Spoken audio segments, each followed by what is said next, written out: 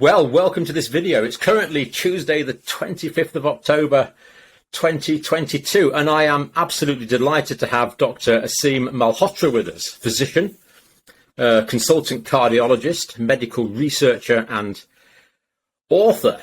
And given that you're a cardiologist, Aseem, we'd like to talk about the heart. So good morning and welcome. Good morning, John, and it's an absolute pleasure to be speaking to you. I've been loving and enjoying watching your videos over the last few months, so it's really great to be here now. And I've been reading your articles as well, so that's great to meet up. So I want to talk about the heart, Aseem, basically. The heart is just, I've never fully understood it. It's just this amazing structure. It starts beating a few weeks after you're conceived. It carries on beating till just a few seconds, I suppose, before you die, really. And it's using energy, and it's contractile, and it's got all these chambers, and it's got this amazing blood flow through it. So the heart is contractile. It's generating energy. It's sending blood to my ears, and it's sending blood to my toes. So it must be using some sort of muscle to do that, is it? Yeah, no, it's a really good point, John, because I think it's something I like to discuss, with every patient, because understanding the basics helps empower patients as well with having better knowledge of their condition. So yes, you've got a pump. I mean, the basics of this, as you know, every tissue in our body, every cell needs nutrients and oxygen. The heart is the pump that supplies oxygen to every tissue in the body. And without the heart, we wouldn't be able to survive. And, it's a muscle that beats regularly since we're born until we die. And it actually has it. So people wonder, hold on, the heart is pumping blood all around the body and every cell needs oxygen to survive, how does the heart survive? Well, the heart actually has its own blood supply and it pumps to itself, if you like. So, of course, you got oxygenated blood coming from the lungs to the left side of the heart. And then that blood then goes all around the body, but also then it actually bypasses, if you like, or it has its own supply through the aorta, through the coronary arteries that then supply the actual muscle that's pumping with its own, essentially, nutrients and oxygen, so it can continue pumping. And then once blood has gone to all the tissues, it then comes back, as you know, through the veins to the right side of the heart, where the right side of the heart pumps blood through the pulmonary artery to the lungs. And then the lung picks up, through those arteries, it picks up oxygen and then goes back to the left side of the heart again, and so forth. It continues that way. And this is all dependent on this contractile muscle, this myocardium, this contractile muscle in the heart. Absolutely. So myocardium essentially is the muscle of the heart, if you like. So all the cells that are part of the heart muscle are called the myocardial cells. And if anything happens to them, any damage to them, of course, then the heart would be damaged from obviously various factors. So I've heard this term myocarditis bandied about quite a bit recently. What is myocarditis? So myocarditis, in very simple terms, is inflammation of the heart muscle, of the myocardium. And it's actually something that probably affects 10 to 20 people per 100,000 population per year. So the prevalence is anything from one in 10,000 to 1 in 5,000. Number of different causes. The most common, actually, traditionally, has been viruses. That can be a cold, can be influenza, can be Coxsackie virus. It's actually quite random in many ways, John, who it affects. So it has the severity of it can vary from mild to severe. So if we look at traditional viral myocarditis, we were taught in medical school and of the rule of thirds. A third of people, and it's unpredictable, will get an acute problem with the heart, often manifesting itself with breathlessness or chest pain, become very sick within the first couple of weeks, usually linked to a viral infection. And it's either the virus itself attacks the heart or there's an autoimmune response. And the rule of thirds of this, a third of people, unfortunately, will become very sick and go into heart failure. So we'll talk about that later, but the heart doesn't basically work very well and will either die or end up needing a heart transplant. A third will present maybe a little bit later on with what we call chronically related myocarditis. So the heart muscle pump function is impaired, but it doesn't kill them. It makes them, makes it difficult for them to do regular activities. They may get fatigued or breathless. And a third will have an acute situation where they become breathless or they have chest pain. and will get better quite quickly. So that's the rule of thirds. On a personal note, John, obviously I've managed in my career, in my NHS career, I've spent most of my career in the NHS, on countless numbers of people with myocarditis. And I worked in Harefield Hospital as a specialist registrar and even managed people that needed heart transplants. But I also, as a child, suffered the loss of my older brother when he was 13 from viral myocarditis. And you see it happening. He was very well. He got tummy bug one weekend. And within 6 days of this tummy bug, he went into crashing heart failure, had a cardiac arrest and died. So I have a personal also experience of how devastating viral myocarditis can be. Indeed, yeah. So what are the main features? You mentioned there pain and breathlessness. If someone's worried they might have some myocarditis, what sort of things were they looking out for? Yeah, so symptoms are classically people noticing, for example, if it's subacute, so it doesn't make people very sick or give them a lot of pain or breathlessness acutely. It can be that people just present with feeling over a period of a few weeks or months, suddenly, I'm getting a bit tired walking around. I'm not able to do my normal walks or the gym, for example. And again, a couple of many cases I've managed, even some recently, people come like that where they're not very sick, but they're not feeling great. And you do a heart scan, an ultrasound scan of the heart called an echo.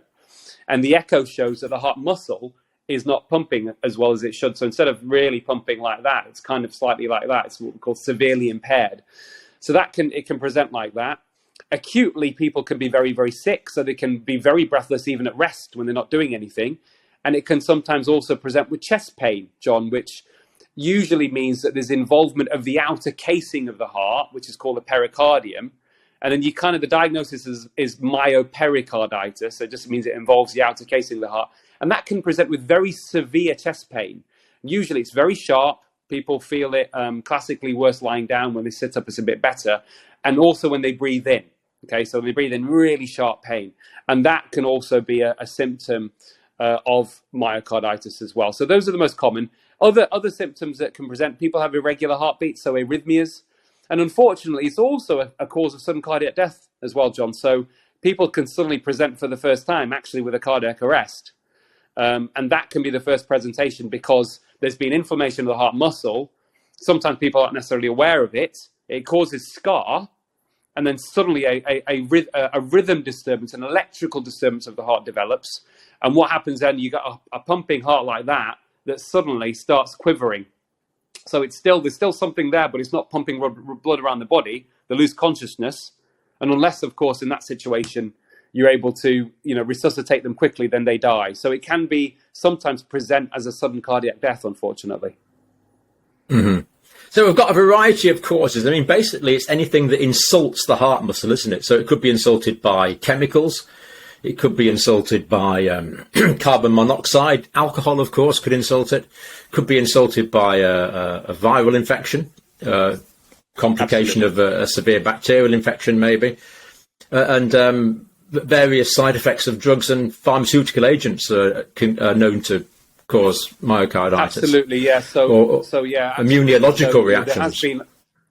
There's been a lot of obviously interest recently with a recently introduced pharmacological intervention into society, and that has been shown very strongly to be associated or to be causal of myocarditis.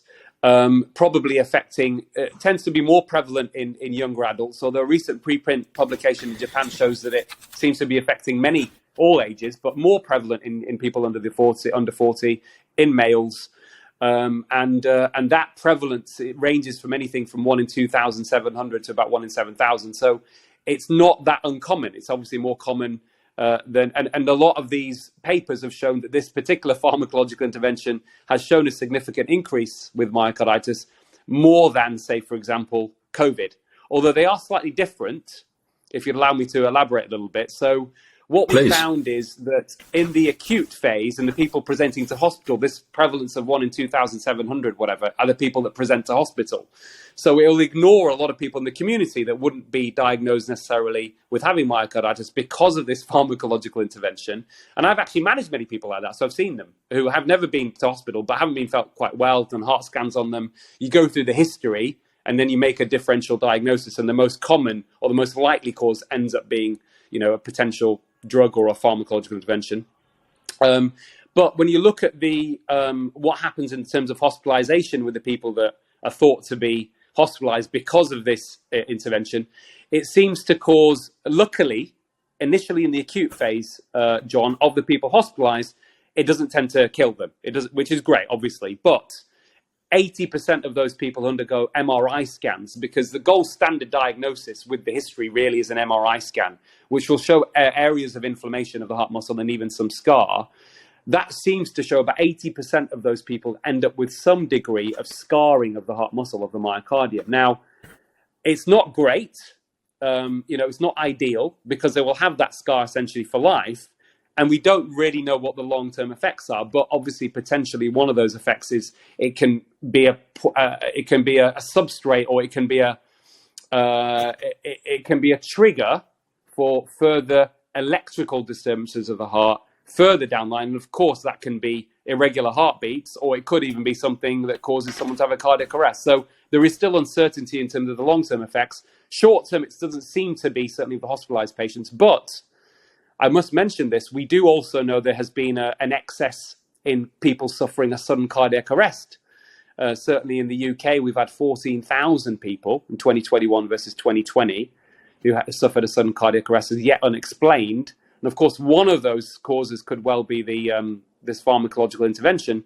In Israel, they were able to actually replicate this data, where they found in people aged between 16 and 39, there was a sudden, there was a 25% increase in acute coronary syndromes, in other words, heart attack, which we'll come on to next, and sudden cardiac death. But what was interesting, John, is they said this was not related to COVID, not associated with COVID. They were able to do that analysis, but it was associated with this pharmacological intervention. So, yes, there are a number of different causes of myocarditis, and that's really essentially, the summary of the condition, if you like. So I think what a lot of people don't realise so clearly is that there's a very wide spectrum of possible levels of severity, and that the inflammation can lead to damage of the heart muscle, and this can lead to scar formation in the heart muscle. Will the heart muscle recover over time? It's a great question. So it can do, and but it can take months to years in terms of the heart muscle pump function. So in one instance, you've got, when you look at the heart muscle, there's something called an ejection fraction, which is measured with the ultrasound scan of the heart, the echo. And a normal ejection fraction is above 55%. We say 45 to 55% is mildly impaired, 35 to 45 moderately impaired, and less than 35% severely impaired. And that will that will interfere with someone's ability to do regular activity, especially if it's severe. But in general terms, John, if you've got a severely impaired left ventricle in general, then the five-year mortality is 50%. 50% of those people will die within 5 years. So it is quite serious. However, and it's a bit unpredictable, for some of these people, obviously, we hope and we try and use medications and different things to help, improve their prognosis, their lifespan, and it, hopefully can improve. With myocarditis, it's variable. One of the things I often see in general with people who have impaired heart muscle pump function or heart failure is that alcohol is a very reversible cause. So people who come in with, come to see me and have come in with symptoms of breathlessness that they've developed over time, and you do a heart muscle, you do an echo, you find a poor left ventricle, and then you take obviously in the history, they say, well, I'm consuming at least 50 units of alcohol per week. Then that's probably, if everything else is excluded, that's probably the cause. And because alcohol in excess is toxic to the heart muscle. The good news is, in many of these cases, as soon as they quit or they reduce their drinking. So, Aseem, if there's fibrous tissue in the myocardium, can that fibrous tissue result in these abnormal electrical activities which cause these dysrhythmias that can be so problematic? Yes, John, absolutely. That's one of the concerns, is that they become a focus for generating an electrical disturbance that, can vary in its severity.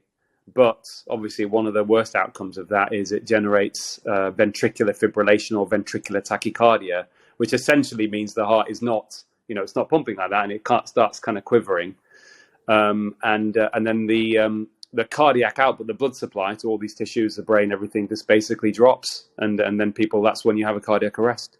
Mm-hmm. Yeah. And these people they just go out like a light, basically, don't they? And if they're not resuscitated the heart can fibrillate like that. And if we don't get to a defibrillator, then they'll die within a few minutes. Yeah. Yeah. The other thing, I think that's why it's so important. Yeah. No, go on. Yeah. And that's why we have these defibrillators all over the place now, which of course is great. Advisory defibrillators. The other thing, if you have a milder myocarditis, could this result in sort of a chronic fatigue syndrome? I think it depends on whether the heart muscle pump function is affected. So if you've just got a bit of scar and, clinically or historically, looking at how people manage with, a heart muscle that's pumping normally, it shouldn't do. Anything's possible, John, but it shouldn't really.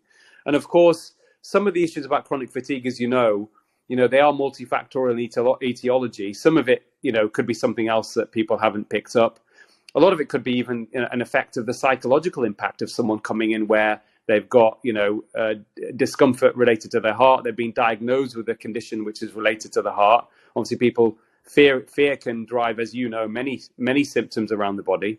So it's also something not to exclude if they've got chronic fatigue. Is it also now psychological effect of what happened to them early on, rather than it being a physical effect? Mm. But I think, is it also true that if the heart is not working efficiently as a pump, that tiredness can be one of the features of that? Oh, absolutely. So if the heart isn't pumping normally, if the echocardiogram shows that it's impaired even mildly, then absolutely, yes, it would be a factor in the chronic fatigue for sure. And of course, we see this when we put patients on beta blockers sometimes, don't we? These drugs that reduce the rate at which the heart contracts. Patients often say, I feel tired all the time. Yeah, no, absolutely. That's a very common side effect, actually, of beta blockers, feeling fatigued. Whether it's something happening centrally in the brain or whether it's directly with the heart, again, we don't really know. But yeah, fatigue certainly is one of the common side effects of beta blockers. Mm. So this myocardium's actively contractile. Can we go in a little bit about how it gets its blood supply? What is the blood supply? How does the blood get from the aorta to the cells of the myocardium? Yeah, so the aorta itself actually are the origins of the coronary arteries. So you've got what we call the left main stem, which supplies... So there are three main coronary arteries, so three blood vessels that supply the heart muscle with blood. Okay, they are the left anterior descending, which is actually responsible for supplying the most significant proportion of the heart muscle with blood, the left circumflex, and the right coronary artery. And they basically get their blood supply from the aorta. So as the heart pumps out into the aorta, which goes around the body, the aorta itself has these other arteries coming off of them, which supply the heart muscle with blood. And those are the coronary arteries. And if, of course, anything happens to those blood vessels, any damage, then that can either present itself with someone who has symptoms of chest discomfort when they're doing activity, usually central heavy, goes down the arm up into the jaw and relieved by rest, and that's what we call angina. Or it can actually result in a heart attack. And in very simple terms, John, that basically means damage to the heart muscle because of a cut-off in the blood supply to the heart muscle from the coronary arteries, and that's what a heart attack is. And that can range from minor to severe. Yeah. These arteries are supposed to have a nice clear lumen for the blood to go down through the middle. Yes. But if this becomes clogged up, this is this process, atherosclerosis, isn't it? This clogging up of the arteries that's... Yes. It's still one of the leading causes of death in the Western world, I would imagine, Aseem, is it? Yeah, it's the number one cause of premature death in European men in Europe, and certainly, one of the leading causes of death certainly in this country as well, around the world. Absolutely. And this atheroma, this atherosclerosis, the furry lining, does it take a long time to develop? Does it develop over a lifetime, or do you kind of develop it quickly? Yeah, no. So in general, it's thought to develop over decades, John. So certainly, we know from autopsy studies of, army officers, for example, even teenagers, young men that have died during war, and autopsy studies have even revealed some of these streaks or atheroma even in their post-mortem, findings. So it tends to start. It can start even in childhood or early adulthood, and it tends to develop over many years, decades to develop. Most of the what we call cardiovascular events, the actual heart attacks, tend to be in people over the age of 60. Most of them. So that is a reflection of the fact that it can develop over time, over a very long period of time anyway. And the process of that development really is any damage to the inner lining. So if you've got the heart artery, any damage to the inner lining there, we call the endothelial cells, it starts there. And then that causes really an immune reaction by the body. And what you find in these coronary plaques, if you like, these narrowings, a furring, all synonymous with each other, is a buildup of cholesterol deposits and immune cells. And what that indicates is there's been damage over time and then an immune response. And they form these little kind of scabs. I think that's the way to describe it. And they can build up slowly over time. And what we traditionally understand, or the science behind the development of what we call angina, where the blood supply is cut off, not enough to cause a heart attack, is usually that narrowing has to be more than 70%. So 70% of the lumen is blocked for people to develop symptoms with exercise, with walking. When you do any kind of exercise, then the demands of the body, the tissues increase. They need more energy, more oxygen. And therefore the heart muscle is unable to get that enough oxygen when the blockage is more than 70% in general. And what happens then is people then develop chest discomfort. That's a symptom. Chest pain, chest heaviness, whatever.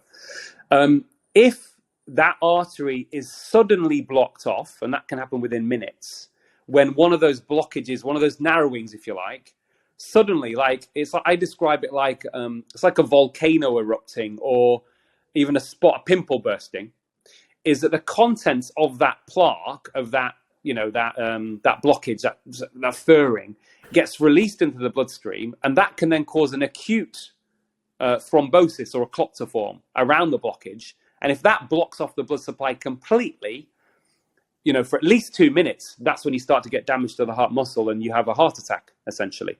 So that's really what a heart attack is, or how it develops. What's interesting, John, however, is you don't need to have a 70% blockage or above, or 80% or 90% to develop a heart attack. In fact, 86% of heart attacks actually happen at narrowings that are less than 70%. What that means is that pimple suddenly bursts. But the factors that play into that are things like poor diet, psychological stress, smoking obviously is a classic one. And those things in certain situations can trigger a heart attack. But the actual risk factors for developing heart disease in the first place are actually the same ones that cause the acute episode to happen as well. And that can be a bit random. That's like a ticking bomb, and it can be a bit random when in terms of why it happens at a particular time. So quite a few of us have probably got some of these plaques, but they're nicely covered up, so the plaques are stable. We don't want the core of the plaque to be exposed. That's the key thing. Now, is acute inflammation a factor which may destabilize the plaque? Yes, John, absolutely. It can do. So any kind of stress in the body that causes inflammation, that can even be an infection, a pneumonia. I've managed many people in hospitals who have come in with one condition, an older person, say, with a pneumonia, and then 5 days later, the respiratory registrar, the chest specialist, is calling me up and saying, can you come and see this patient? We think he's had a heart attack as well. So absolutely. Usually you've already got some underlying problem with the heart, but it hasn't manifested itself. And then a stress on the body can cause that. Inflammation, of course, is one of those. Anything that causes any toxin in the body can do that. And of course, we have seen certainly, recent publication that, again, an introduced pharmacological intervention into society seems to show within a few months it massively increases inflammatory markers in the blood associated with heart attack risk. And of course, that's one mechanism. The other mechanism is the actual progression. So one of the interesting things is, as you say, If the plaque is stable and not progressing in size, then you are fine. Okay, in general, things are good. You're in a better position. If the plaque becomes unstable because of inflammation, or similarly, if that progression increases rapidly, that also is associated with increasing the chances of a heart attack happening more quickly. So inflammation absolutely is a big trigger. And the underlying, I wrote an editorial in British Journal of Sports Medicine a few years ago with two renowned cardiologists, both editors of medical journals, in shifting the understanding of how heart disease develops and what we can potentially do to even reverse it around lifestyle. Because 80% really of heart disease, John, is lifestyle and environment. And the main factors, again, are poor diet, being sedentary, poor sleep and stress, essentially. Of course, smoking is still a big one in many parts of the world. That's a big factor. And what we said in that is that actually the best way to combat heart disease isn't by obsessively focusing on lowering cholesterol. Maybe that's a discussion for another time. But focusing on the root cause of it, something called insulin resistance. So that's really the body becoming resistant to the hormone insulin over time. And the factors that cause insulin resistance, either excess insulin being secreted, the hormone, that controls blood sugar, or the cells becoming resistant to insulin, are those factors. So the poor diet, being sedentary, and psychological stress. But yes, what was interesting, what we found recently is this pharmacological intervention introduced into society about 2 years ago seems to be very strongly associated with heart attacks and sudden cardiac death. Mm-hmm. Mm-hmm. I think the last thing I want to do, Aseem, is we've talked about quite a few things. Can we use just, for some people, they'll want a little more sort of precision in the way we're describing things. So, I mean, I think what we're saying is that the progression of the furring up of the arteries, the atherosclerosis, that can take decades, but it can be accelerated by inflammatory processes. The atherosclerosis is not uniform, but there's plaques. And the key thing is that these plaques are stable when there's a nice roof on them. But if the plaque's destabilized, then the thrombogenic core of the plaque gets into the blood, and that can cause thrombosis, which is the blood clot. And the level of blood clotting there depends on how severe the acute coronary syndrome is, whether it's unstable angina, whether it's a more serious myocardial infarction, the actual dying of the heart muscle. And whenever there's insult to the heart muscle, that can cause areas of an ectopic focus, and that can result in the electrical instability. And so a heart attack is actually damage to the heart muscle, whereas a cardiac arrest is the dysrhythmia or the arrhythmia associated with that particular damage to the heart muscle. Is that accurate? Yeah, you've described it perfectly, John. So I think, again, it's important for people to differentiate. A heart attack is a very specific situation where there's damage to the heart muscle because of a blockage in the coronary arteries, whereas a cardiac arrest essentially just means the heart stops beating. And actually, ultimately, we all die of a cardiac arrest. I mean, the final situation in any, when all the organ that, ultimately determines that we're dead is when it stops working, is the heart. So cardiac arrest basically means the heart muscle stops working. You don't have to have a heart attack to have a cardiac arrest. It can happen for other reasons: trauma, blood loss, severe infection, sepsis. All these things can cause cardiac arrest. Yeah, I hope to be buried personally in asystole. That's one of my ambitions. Everyone's heart's going to stop eventually, but yeah.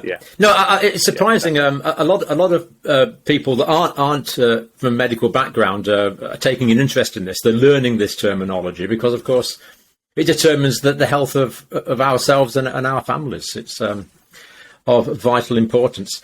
Aseem, that was a phenomenal review of basic cardiology. Thank you very much indeed.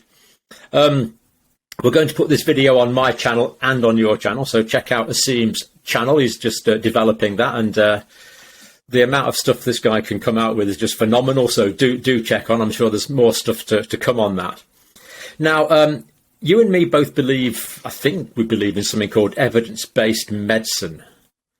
Objective evidence-based medicine, and I believe this is an advert, by the way. Now you can switch off if you want to, but I believe you've got a gig coming up for evidence-based medicine. Has it been hijacked, Aseem? Is that?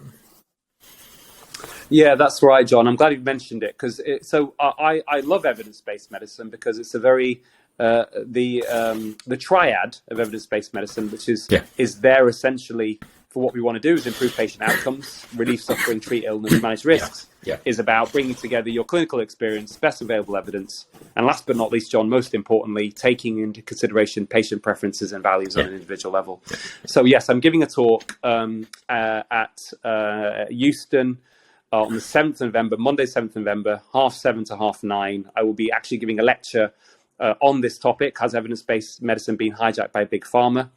And then there will also be a screening as well of a documentary on YouTube called A Second Opinion, Safe and Effective, A Second Opinion, which is around actually, understanding a little bit more around the COVID mRNA vaccines. And that is, it's £10. I'm not getting paid for it. I want to share my knowledge. This is just to cover the cost of the organization of the event. And of course, we would love as many people as possible to come to that. Mm-hmm. And if you're watching this video after the 7th of November, you'll just have to watch the video in Aseem's channel. So I'm sure the content will be there. Aseem, wonderful. Thank you very much. We really appreciate what you're doing. I mean, just on a personal note, I know that you have suffered for what you say. And this is exactly what healthcare should be: of the people, for the people, by the people. And that's what you're doing. And on behalf of myself and many others that are watching, I'd like to thank you for that. That's very kind, John. Thank you so much. Okay, and that's us for this video. Thank you for watching.